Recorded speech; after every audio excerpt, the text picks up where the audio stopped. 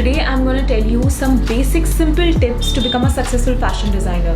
Now before telling you guys the tips, these are some of the basic simple tips which I experienced in my life and I thought why not to share with you guys and help you out. So let's get started. First, expand your horizons. You will never able to get where you want to be if you just stick to your comfort zone. To become a successful fashion designer, you need to branch out, connect with people, build your network, keep up with the current trends, keep browsing through the websites to know the controversies going in and around the fashion industry, because it is very important to know what is going in the fashion industry and to have a proper knowledge of the subjects you want to pursue in your profession. However, you need to maintain a balance between your new innovative ideas and the current trends. This is the extremely important point to be focused on. You need to know that what you want to make and what market you want to cope up with. Fashion designing seems to be very glamorous, but trust me, you need to do a lot of hard work to reach the top level. Second, build an impressive portfolio. Now, portfolios are something that shows your strength, a sense of aesthetic, beauty, proportion, your personality, creativity, designs, and a lot of things. So, therefore, it is very important to build an impressive and attractive portfolio. Now, if you guys ask me, fashion illustration plays an important role in your portfolios.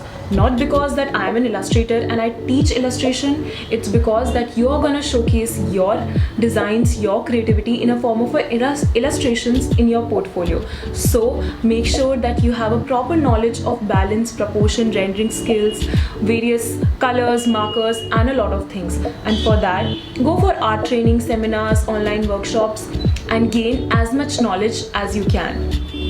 Third, write internship program. Now, I do agree that some of the internships are like photocopying or coffee runs, where hand-on work on practical knowledge is very minimal.